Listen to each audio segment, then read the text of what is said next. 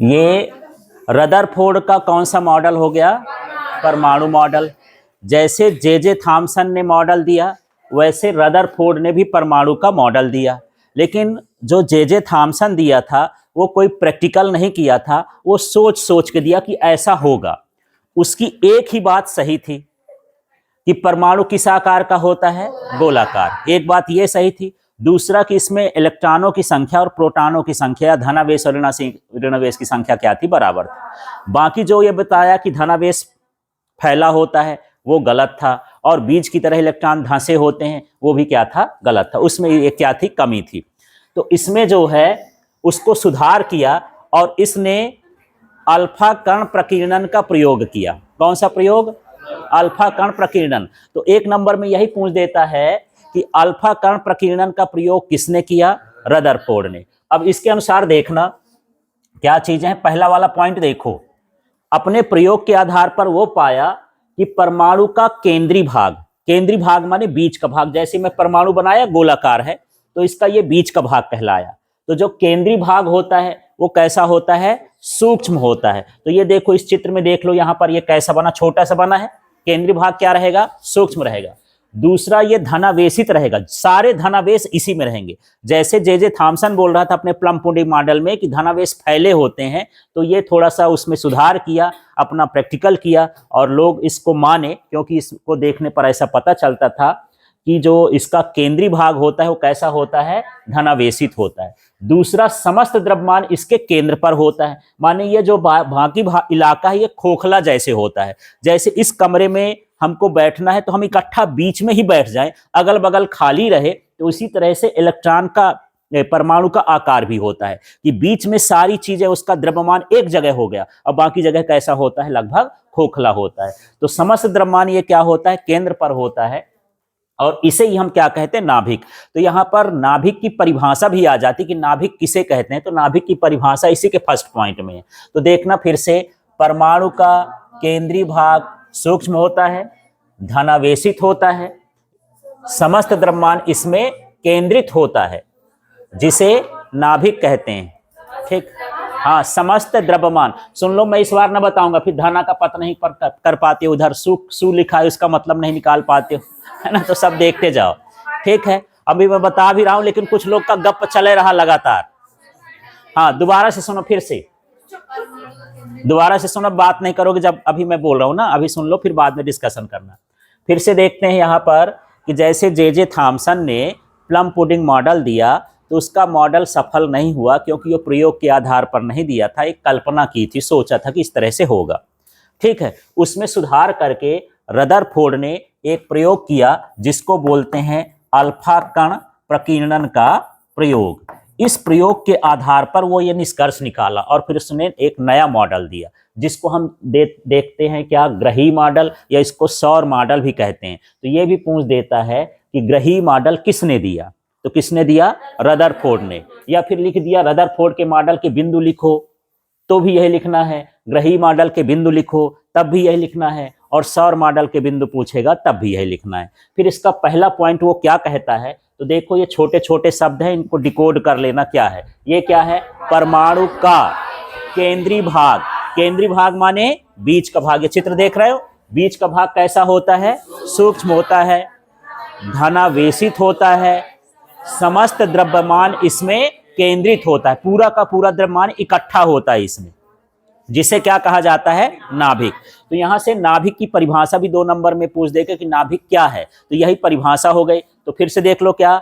परमाणु का केंद्रीय भाग सूक्ष्म होता है, धनावेशित होता है, समस्त द्रव्यमान इसमें केंद्रित होता है, जिसे क्या कहते हैं? नाभिक। तो पहला शब्द इसने नाभिक दिया था, इसलिए नाभिक की खोज करने वाला वैज्ञानिक भी पूछ लेते कि नाभिक की खोज किसने की? किसने की? रदरफोर्ड ने।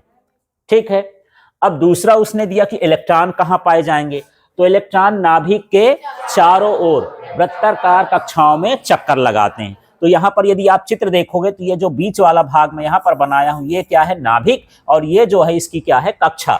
जैसे जैसे इलेक्ट्रॉन बढ़ते जाते हैं कक्षा भी बढ़ती जाती है। जैसे पहली कक्षा में 2 इलेक्ट्रॉन होंगे, दूसरी कक्षा में 8 इलेक्ट्रॉन होंगे, इस तरह से कक्षा बढ़ती जाती है, इलेक्ट्रॉन भी बढ़ते जाते हैं। तो जैसे इलेक्ट्रॉन बढ़ेंगे कक्षा बढ़ती जाएगी, लेकिन ये स्थिर नहीं रहते, हमेशा इसके चारों ओर क्या लगाते हैं, चक्कर लगाते हैं।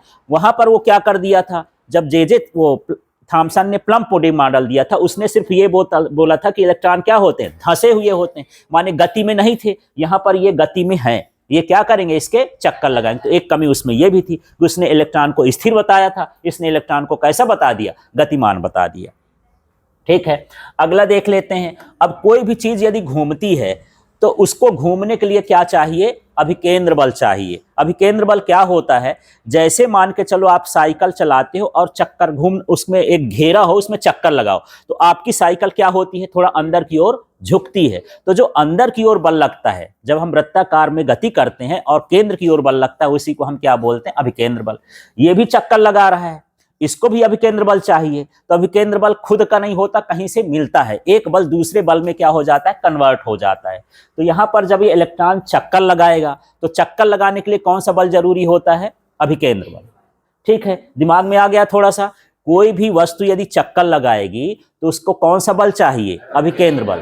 ठीक, जैसे पूरे ग्रह उपग्रह सूर्य का चक्कर लगा रहे हैं या उपग्रह पृथ्वी का ग्रह का चक्कर लगा रहे हैं, तो उस चक्कर लगाने के लिए कौन सा बल चाहिए, अभिकेंद्र बल। इलेक्ट्रॉन भी इसका चक्कर लगाता है, इसको भी क्या चाहिए, अभिकेंद्र बल। तो अभिकेंद्र बल मिलता कहां से, इसके पास आता कहां, इसके पास, तो इसके पास कहां से आता है, इलेक्ट्रॉन और प्रोटॉन के बीच लगने वाले स्थिर विद्युत बल से। स्थिर विद्युत बल पहले चैप्टर में पढ़े हो, 1/4πε0 Q1 Q2 अपॉन R²। इस बल को हम क्या बोलते हैं, स्थिर विद्युत बल। दो आवेशों के बीच लगने वाला ये बल है, पर वहां आवेश एक आवेश कौन सा, इलेक्ट्रॉन, एक आवेश कितना है, प्रोटॉन। तो यही इलेक्ट्रॉन और प्रोटॉन के बीच जो बल लगता है, वही बल किस में बदल जाता है, गुरुत्वाकर्षण, उसमें, अभिकेंद्र बल में। तो देखो तीसरा वाला फिर से देखो, इलेक्ट्रॉन को अभिकेंद्र बल कहां से मिलता है, इलेक्ट्रॉन और प्रोटॉन के बीच लगने वाले स्थिर विद्युत बल से प्राप्त होता है। तो इस तरह से ये 3 पॉइंट दिया, पर इसमें भी एक कमी रह गई, है ना। ये कमी क्या रह गई कि विद्युत चुंबकीय सिद्धांत से इलेक्ट्रॉन की ऊर्जा धीरे धीरे क्या होगी, घटेगी। माने जब ये चक्कर लगाएगा तो विद्युत चुंबकीय तरंगों को निकालेगा, जिसके कारण इसकी ऊर्जा क्या होती जाएगी, घटती जाएगी। और घटेगी तो देखना क्या है, शुरू में इसके पास खूब ताकत थी, जैसे आपको माने कुछ खाए पिए अच्छे से तैयारी करके गए और साइकिल चलाते जा रहे हो, शुरू में खूब तेज चलाए, फिर इसके बाद जैसे जैसे आपकी ऊर्जा कम होती जाएगी, आप चलते जाओगे, फिर लास्ट में गिर जाओगे, है ना। तो वही हाल होता है, ये इलेक्ट्रॉन इसमें चक्कर लगाता है, चक्कर लगाते लगाते क्या निकालता है, विद्युत चुंबकीय तरंगें। और जब इन तरंगों को निकालता है तो उसकी ऊर्जा क्या होगी, घटेगी। जब ये घटेगी तो ऐसा देखो, एक बार इसका चक्कर बड़ा रहेगा, फिर ऐसे छोटा रहेगा, फिर ऐसे छोटे छोटे छोटे छोटे होते होते जाके नाभिक में क्या हो जाएगा, गिर जाएगा, है ना। तो इस जो मार्ग में बताया ना, ये जो घेरा लग रहा है जलेबी जैसे जो बन रहा है, इस मार्ग को क्या बोलोगे, सर्पिलाकार मार्ग। तो सर्पिलाकार मार्ग में चक्कर लगाते हुए कहां गिर जाएगा, नाभिक में। तो इसमें सिर्फ एक ही कमी हो गई कि इसकी जो कक्षा थी वो कैसी थी, स्थायी नहीं थी, है ना। फिर एक मॉडल और आएगा जो इसकी कक्षा को क्या कर देगा, स्थायी कर देगा। तो देखो इसमें कमी देख लेते हैं, विद्युत चुंबकीय सिद्धांत से इलेक्ट्रॉन की ऊर्जा क्रमशः घटती जाती है, जिससे यह सर्पिलाकार मार्ग में चक्कर लगाती हो कहां गिर जाएगा, नाभिक में गिर जाएगा। अतः इसके इलेक्ट्रॉन की कक्षा स्थायी नहीं होती है। तो इस तरह से यहाँ पर ये रदरफोर्ड मॉडल के बिंदु भी हैं और उसकी कमियां भी हैं। जब कमियां पूछेगा तब आपको लिखना, नहीं बिंदु भर लिखना।